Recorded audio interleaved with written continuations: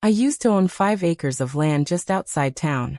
It wasn't much, just rolling grass, a few apple trees, and a quiet spot where I could sit in the evenings and listen to crickets instead of traffic.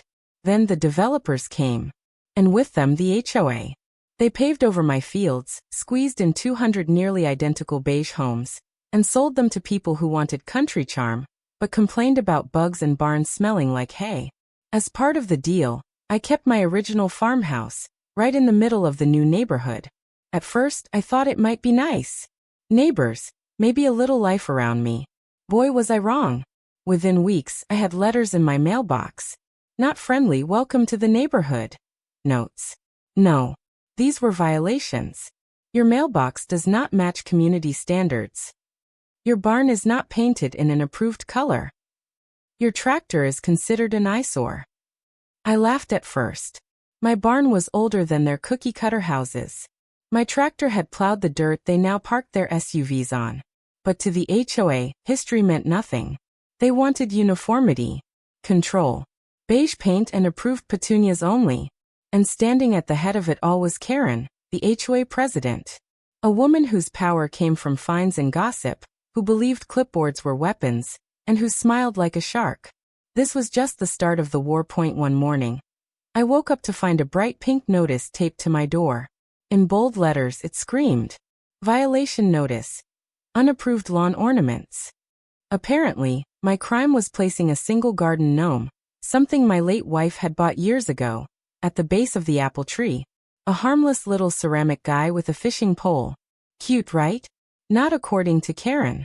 That afternoon, she marched onto my property in high heels sinking into the dirt, clipboard clutched like a holy book. "Sir," she said in that nasal tone only people born for HOA tyranny have. "This gnome is in violation of our community guidelines. Lawn ornaments must be pre-approved by the board." I blinked. "You mean to tell me I need permission for a gnome?" "Yes," she sniffed. "And we do not approve of whimsical decor. It cheapens the neighborhood." Whimsical decor. Meanwhile, 3 houses down, a guy had flamingo lights blinking like a Vegas casino. But of course Karen had chosen me. I told her the gnome wasn't going anywhere.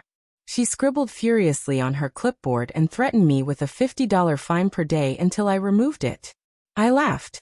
She didn't. That was the moment I realized this wasn't going to be a minor annoyance. This was war. A war fought not with guns or fists, but with bylaws, pettiness, and an unholy love of power. And if Karen wanted a battle, I was more than ready. The next month was a circus. Every week, I got a new violation letter. Week 1, my tractor parked behind my barn was unsightly farm equipment. Week 2, my barn roof, painted red since the 1950s, was not in the approved color palette. Week 3, my dog Rufus, a sleepy golden retriever who spent most of his time on the porch, was an aggressive breed. I swear, I half expected a letter saying my apple trees weren't HOA-approved oxygen producers. The funniest one came when they fined me for my mailbox being non-regulation. I asked Karen what was wrong with it. She squinted at it like it had personally offended her. "It's too rustic. The board prefers modern designs." "Rustic?" I repeated. "Lady, it's a mailbox. It holds mail. That's literally all it does." She handed me another fine. But here's where things got interesting. Every letter was signed not by the HOA board, but by Karen herself.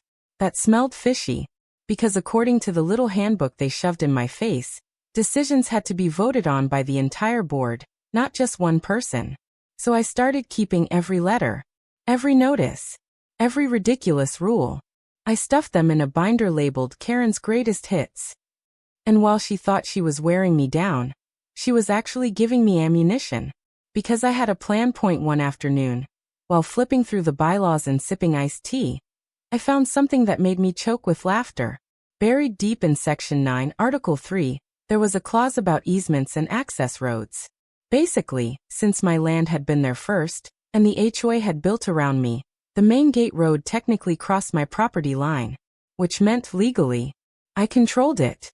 I dug deeper. And sure enough, the original land survey confirmed it. The only road in and out of the gated community went straight through the edge of my lot. The HOA had paved it without ever buying that slice of land from me. They had covered my fields with 200 homes, built their gates, planted their little shrubs, all while forgetting one tiny detail. They still depended on me to get in and out.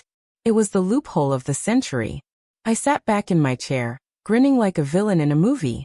If Karen wanted to play games with fines and rules, I had just found the nuclear option. I called the county office, double-checked everything, and yep, it was airtight. Which gave me an idea. What if I started charging them tolls? The very next week, I got to work. A friend of mine owns a metal shop, and for the price of a case of beer, he welded me a simple swing arm gate. I installed it right across the access road. It wasn't fancy, just a steel bar with a padlock, but it was enough. I put up a big wooden sign. Private property roadway. Access requires daily toll. Cars, $5. Trucks/SUVs, $10. Karen, $50. Yes, I made a special rate just for her. Petty? Absolutely. Worth it. Even more so. The first morning was chaos. Minivans lined up, engines idling, while I sat in a lawn chair sipping coffee. When neighbors rolled down their windows, I politely explained the situation. Sorry, folks. This road cuts across my land. The HOA never paid for it. You'll need to pay the toll. Some laughed, thinking it was a prank. Others fumed. But when I showed them the survey documents and the county paperwork, most begrudgingly paid up. Karen, of course, stormed up in her Lexus, red-faced and sputtering. You can't do this, she screeched. Actually, I said, holding up the papers like a magician pulling a rabbit from a hat, I can. And I am. She threatened legal action. I waved and smiled. Because now I had the upper hand. If you've never seen a suburban dictator melt down in public, let me tell you, it's better than TV. Karen went full Broadway performance outside my gate.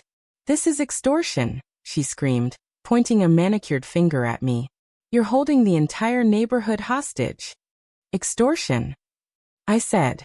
You mean like charging me $50 a day for a garden gnome? Funny how words change meaning depending on who's paying, huh? Behind her, the line of cars honked impatiently. Parents trying to drop kids at school. Folks late for work. Nobody wanted to deal with Karen's tantrum. Just pay the man, Karen, one neighbor yelled. We're all stuck here because of you. That's when I knew the tide was turning. People were starting to realize Karen wasn't the hero she thought she was. She was the problem. Eventually, Karen shoved a crumpled $50 bill into my hand and screeched through the gate. I waved cheerfully. That night, she fired off an email blast to the entire neighborhood. Attention! Do not pay illegal tolls to the farmhouse owner. He is a criminal. Of course, I replied, all with copies of the land survey and county records. My subject line? Karen forgot to do her homework. And just like that, my toll booth became legendary. The neighborhood quickly split into two camps. Camp A. The people who hated me. They muttered hillbilly under their breath and accused me of ruining their property values. These were usually Karen's inner circle. The kind of people who filed noise complaints if a bird chirped too loud at 7 a.m. Camp B. The people who secretly loved what I was doing. They'd hand me their $5 with a grin, whispering things like, finally someone stood up to her. One guy even gave me a Starbucks gift card as a tip. The tension turned the whole community into a soap opera. At block parties, people argued about whether I was a hero or a menace. On the neighborhood Facebook page, threads about me had hundreds of comments, half of them cheering me on, half calling me un-American. But the funniest thing? The toll actually made people more polite. Folks who used to speed down the road now waved as they drove past. Some even carpooled to save money. My little gate had solved traffic issues better than any HOA rule ever did. Karen, of course, couldn't stand it. She ramped up her campaign against me, plastering the bulletin board with new rules about road use. I ignored them. Because here's the thing. I wasn't breaking any rules. She was. And I was about to prove it. Remember that binder I kept? The one filled with all her bogus violation letters? Well, I started noticing patterns. The rules she fined me for didn't exist in the official bylaws. They were made up. And the board? Half of them didn't even know she was sending those letters. So I got nosy. I attended a few HOA meetings. Karen hated that. She'd glare at me like I was a raccoon in her trash cans. But while she droned on about lawn heights and mailbox paint, I flipped through financial reports. And wouldn't you know it, money wasn't adding up. Thousands of dollars in violation fines had been collected, but not recorded properly. Where did it go? My guess, straight into Karen's Community Improvement Fund, which just so happened to coincide with her new patio renovation. I started making copies. Lots of copies. At the same time, neighbors began whispering stories about Karen bending rules for her friends. One family had a pool, technically against the rules, but magically, they never got fined. Another had a trampoline, also forbidden, but still standing. It was clear. Karen wasn't enforcing rules. She was enforcing her ego. And I was ready to bring the receipts. The night of the big HOA board meeting, the clubhouse was packed. Neighbors sat shoulder to shoulder, tension thick enough to cut with a butter knife. Karen sat at the head table, smug as ever, ready to gavel the meeting into order. But I came prepared. Binder in one hand, survey documents in the other. When the floor opened for community concerns, I stood up. "Hi, I'm the guy you all pay $5 to every morning," I began. A few people chuckled. Karen rolled her eyes. I laid it out. The bogus fines, the unapproved letters, the missing money. I held up copies of everything, handing them to board members like I was serving subpoenas. "And let's not forget," I added, waving the land survey. "The road you all drive on is mine. The HOA paved it without compensation. So if Karen wants to call me a criminal, maybe she should explain why she's trespassing on my land every single day." Gasps. Murmurs. Someone actually clapped. Karen slammed her gavel. "This is slander," she shrieked. "Actually," I said calm as can be, "this is documentation." The room turned. For the first time, people weren't scared of her. They were angry at her. And she knew it. Karen tried everything after that meeting. She called the county, the police, even threatened to sue me personally. Each time, officials looked at the paperwork and shrugged. He's within his rights. The more desperate she got, the sloppier her moves became. One night, she tried to sneak out and cut the padlock on my toll gate. Problem was, I had installed a trail cam. The next morning, I printed out a clear photo of her mid-crime and taped it to the gate with a note. "Smile for the camera, Karen. Next time, it goes to the sheriff." The neighborhood roared with laughter when they saw it. Karen stopped showing her face in public for a week. But the final nail in her coffin came when the board audited the finances. Sure enough, thousands of dollars were unaccounted for. Karen claimed it was a clerical error. Nobody bought it. At the next election, she was voted out. Not just out as president, but completely removed from the board. When her name came up, the crowd booed. It was glorious. And as she packed up her clipboard and stormed away, I leaned over to a neighbor and whispered, "Guess she finally found something she didn't want to regulate." With Karen gone, things changed fast. The new HOA board was a lot more reasonable. They actually asked the community before making rules. Violations had to be voted on, not scrawled by one power-hungry person. Best of all, they negotiated with me. Instead of fighting over the road, they offered to rent the easement legally. That meant no more daily tolls, but a nice steady check in my mailbox every month. The neighbors were happier too. Without Karen breathing down their necks, people planted flowers, painted doors fun colors, even put up Christmas lights without fearing a fine. The place actually started to feel like a community instead of a prison camp with vinyl siding. And me? I enjoyed the peace. Rufus napped on the porch, my gnome kept fishing under the apple tree, and my tractor sat proudly in the barn. Nobody dared call it an eyesore anymore. It was almost too quiet. Until I remembered something. Karen still lived in the neighborhood. Oh, she didn't leave. She stayed in her big beige house, glaring out the window whenever I walked past.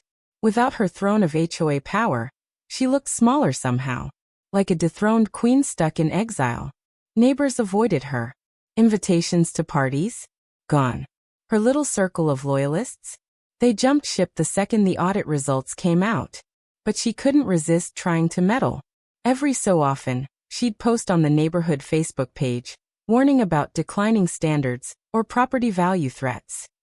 People ignored her. Or worse, they replied with memes of gnomes.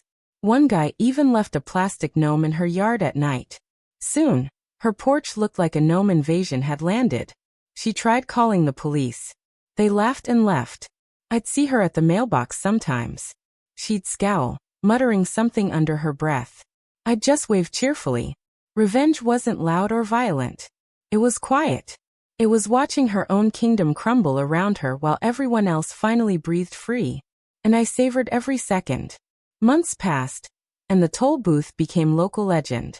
People still joked about it at cookouts. Some even asked if I'd ever reopen it just for old times' sake. Best $5 I ever spent, one neighbor told me. Kids turned it into a story they told at sleepovers. Did you know Mr. Johnson once made everyone pay to leave the neighborhood? Like I was some kind of suburban folklore villain. Honestly, I didn't mind. Even the new HOA board admitted my stunt had taught them something. You made us realize rules can't just be about control, one of them said. They need to be fair. Funny, huh? The guy with the tractor and gnome taught the HOA about fairness. I still keep the gate in place though. Not locked anymore, just standing there as a reminder. A little piece of metal saying, "Don't mess with the farmhouse guy." And nobody has since. Looking back, it's hilarious. They built 200 homes on my old fields, paved a road across my land without asking, then tried to fine me into submission over a gnome. But in the end, I had the last laugh. The toll booth wasn't about money. It was about proving a point. Power only works if people let you have it. Karen thought she was untouchable. She thought a clipboard made her queen. But when the community saw her hypocrisy exposed, she crumbled faster than a stale cookie. Now, I sit on my porch in the evenings, Rufus snoring at my feet, watching kids ride bikes down the road that used to be my dirt path. And every so often a neighbor waves and yells, "Hey, got $5 for ya." I smile. Justice was served. Toll collected. And as for Karen? Well,